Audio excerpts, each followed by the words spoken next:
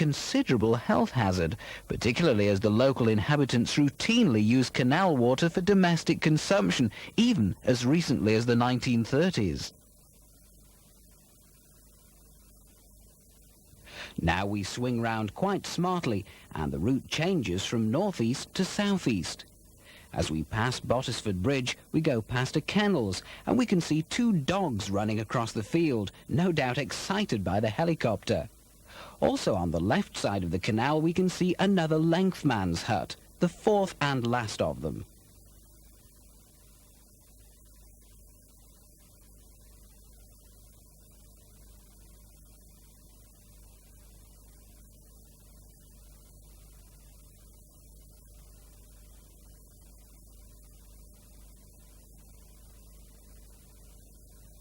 Now another lowered bridge called Middle Stile on a very little used lane.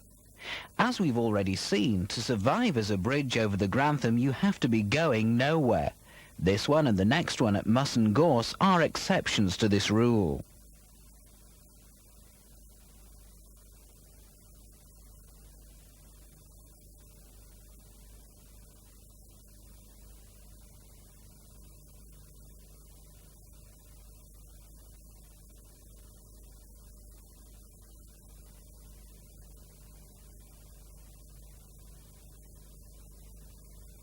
We're now coming to an interesting point on the canal, as we're coming to the wharf that used to load coal coming from Belvoir Castle mines, as well as bringing goods up to the castle.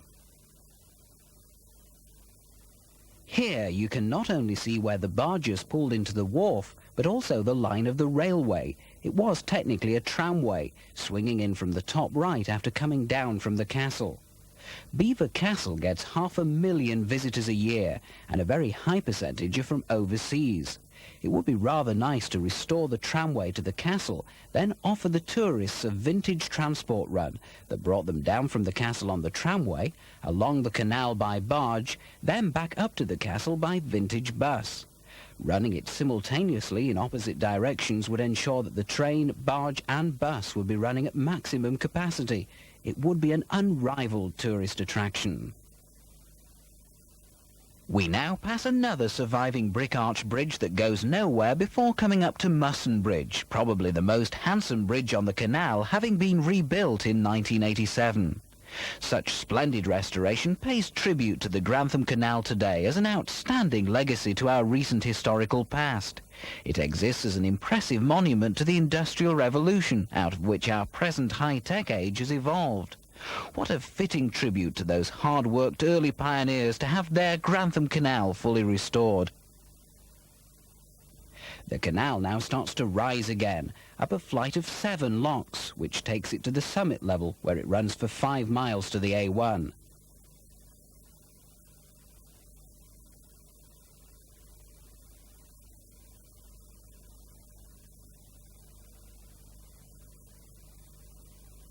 The first 2 of these locks are in good condition, but the far wall on the 3rd lock can be seen to have completely collapsed. Passing under another good bridge at Stenwith, we then have another lock in good condition, as the canal now runs dead straight towards the Rutland Arms at Woolsthorpe.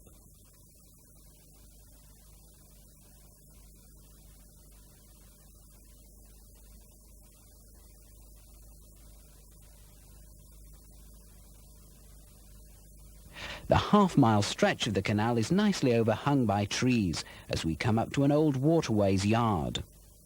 This was a carpenter's workshop, where lock gates for the canal and wooden swing bridges were made.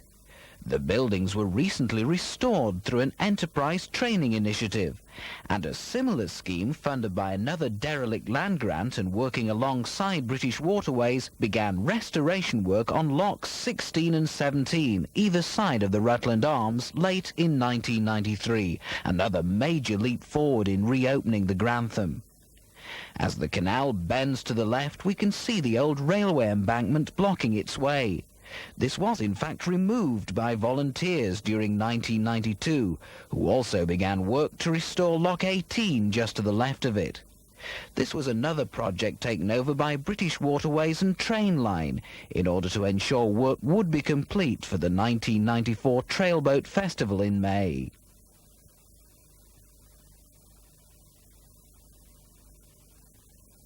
As the canal moves away from Woolsthorpe, it passes under Longmoor Bridge, which is another original survivor because the road crossing it is so little used. Then, sweeping round to the right, we see Casthorpe Bridle Bridge as it was, a concrete deck just 1.5 metres above water level. During 1993, this was replaced by volunteers, and now a handsome wooden footbridge with an air draft of 2.6 metres stands in its place.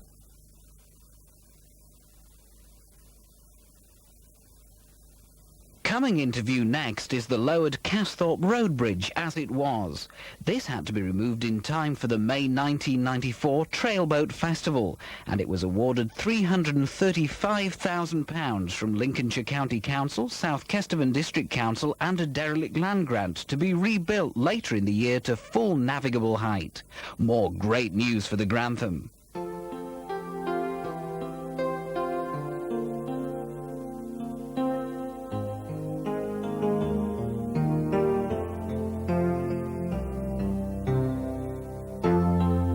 We're now approaching Denton Bridge, where there's a picnic site and also a slipway.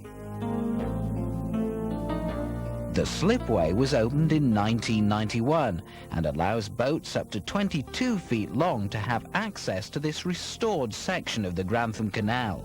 It's a popular spot for fishermen too. As we move past Denton Bridge, we can see at the top of the picture the reservoir at Denton, which at present supplies most of the water for the canal. There's a much bigger reservoir at Nipton near Belvoir Castle, but that's not in use at present. The canal now starts to pass into Harloxton Cutting, which was a major civil engineering feat 200 years ago.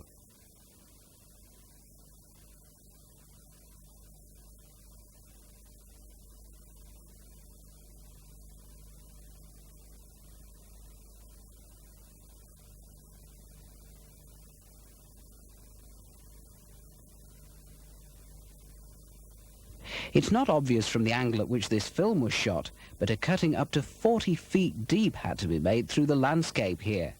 It's a particularly attractive area, being overhung by mature trees. We soon pick up the road into Harloxton and pass under the bridge, then carry on down towards the last bridge, which is called Vincent's Bridge. As we approach the point where the canal comes to an abrupt halt at the A1 embankment, it was originally feared this might have to be the new end of navigation, about 2 miles short of Grantham. However, with plans now in the pipeline to widen the A1 with a redesigned junction at this point, it's hoped to be able to raise the extra finances to incorporate a new tunnel under the road. This would allow boats through to the existing terminus just half a mile from Grantham town centre. Unfortunately, we don't have that final stretch on this film. So now you've seen just why the Grantham Canal is crying out to be restored, and heard what restoration work has been achieved so far. With your enthusiasm and support, the Grantham Navigation Association is certain that as early as the year 2000, this magnificent waterway can be fully opened to boats once again.